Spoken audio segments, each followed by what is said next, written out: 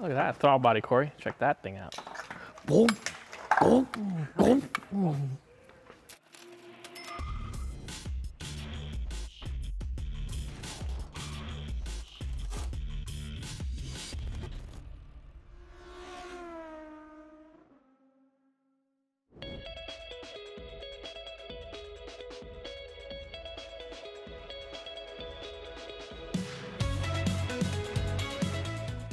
On this episode of the 850 Project, Corey and I went straight to work disassembling both engines. First up was the old 850 engine. And as we started to take things apart, it became pretty clear that despite some general neglect and a lot of oil and grime, this old 850 engine was in pretty good shape. I mean, just look at those intake valves. Gotta love port injection. This was a good thing, especially since we'll be using a lot of parts from the old 850 engine on the built V70 engine. While removing part by part, I was taking note of what we'd keep, what we needed to replace, and what I wasn't quite sure what to do with yet. Needless to say, we had quite a lot of parts, and it was important to stay organized.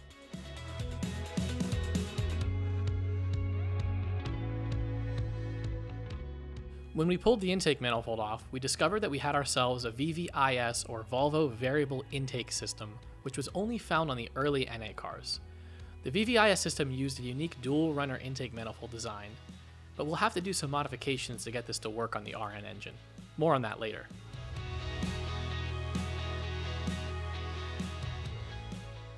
Corey and I got the engine completely stripped down. We think we've got everything we need off of it. I mean, there's really not much left on it.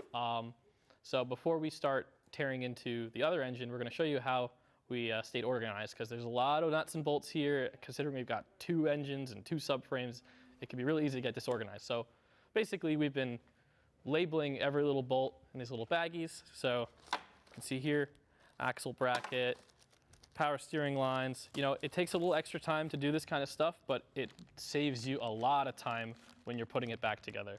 So basically been labeling every little thing. So before we tear into that, we're just gonna get all of our tools organized and cleaned up, and then we'll start ripping that apart.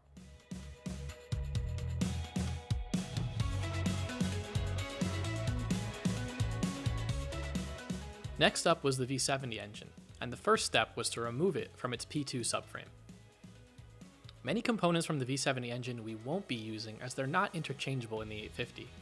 For example, the intake manifold and fuel rail on the V70 engine are for a returnless style fuel setup, which will not work in the 850 with its return style. As for that ugly integrated cat exhaust manifold, we definitely won't be using that. But the Brembo brakes we will certainly hang on to for a future project. The transmission on the V70 engine is an M56 5-speed like the 850s, however this one had some issues, so we'll be using the 850's 5-speed gearbox and flywheel, along with a new 850R clutch and pressure plate. Alright, so we made some pretty good progress so far. We've got the built engine off of the subframe. We managed to separate the engine from the transmission. That was a bit of a chore because the bolts were really corroded. We actually pulled a bunch of threads out, and it was a bit of a mess, but we got it out. We had to torch the exhaust manifold bolts, of course. Obviously, some of the studs came out instead of the nuts, but that's okay. We didn't break anything. Next step really is to drop this down on the pallet next to the old engine, start pulling all the accessories off this and stripping it down the same way we did the other one, and clean up all the parts and begin reassembling.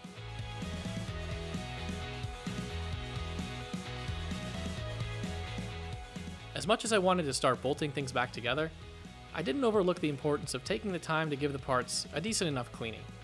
No better chance than now, especially while everything is apart.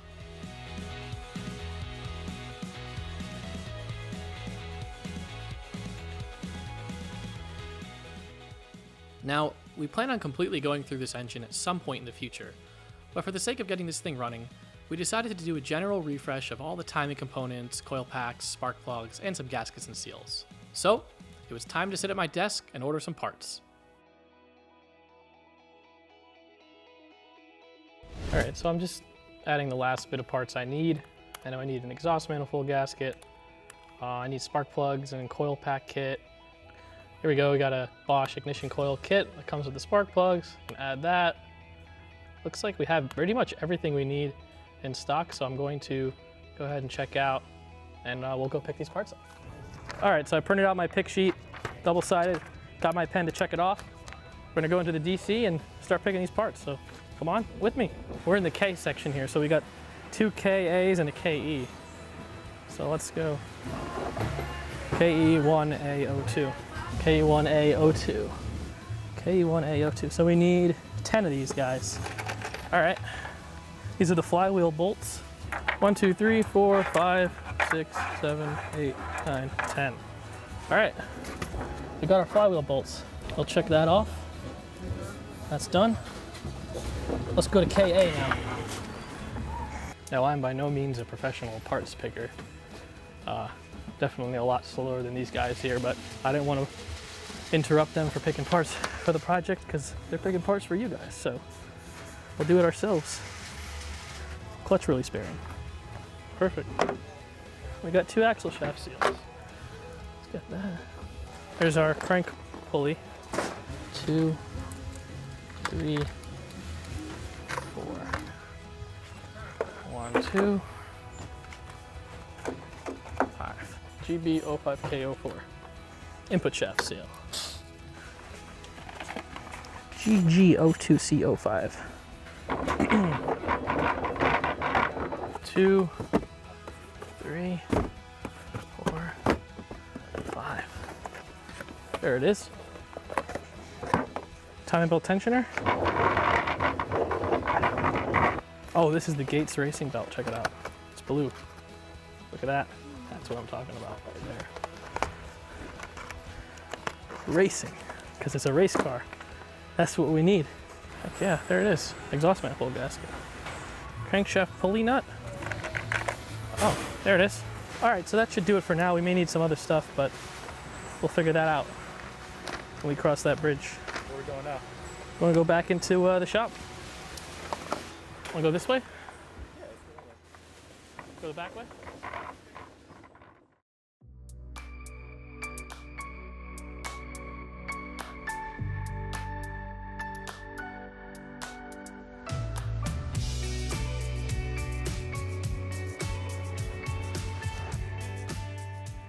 Obviously, with the engine out of the car, it was really easy to access the timing components.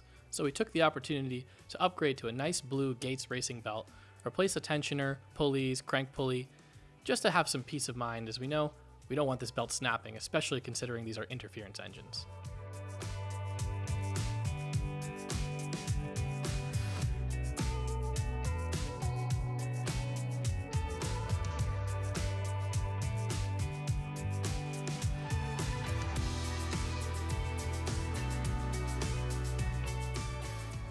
From there, we went to refresh the ignition system with some fresh spark plugs and coil packs off the shelf.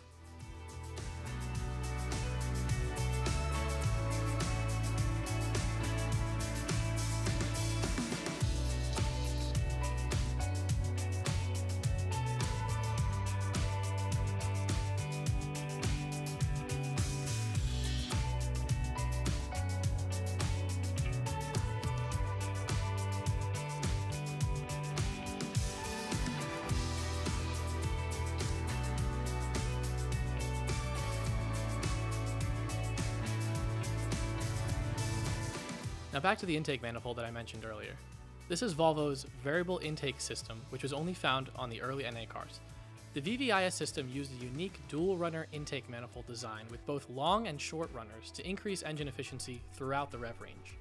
With the long runners suited for low to mid-range torque and the short runners for top-end power, basically, you get the best of both worlds. As you can see, the shape of the VVIS intake manifold is very different from the shape of the intake ports on the RN head.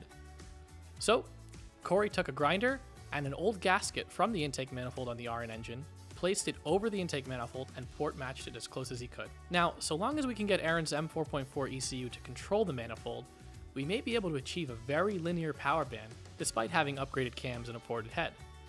This is all going to require some testing, as I don't believe a VVIS manifold has ever been used on an RN swap before. Corey did a really nice job port matching this intake manifold to suit the RN head, but we'd be lying if we didn't say we had ITBs on our mind for the future. Remember my Volvo friend that told me about the built V70 engine? Well, he also mentioned another very cool part for the 850 project. Turns out an elusive Volvo C70 convertible subframe just happened to be sitting on the ground of a junkyard in Rhode Island. Of course, I had to grab it. And while I was there, I figured it was a great opportunity to get some wiring harness bits that I'll need later on. Okay, I also found a 98 S70, which I need the harness from. I need the ECU box. Yes, it's all still here, perfect. I need the B plug. All that from this.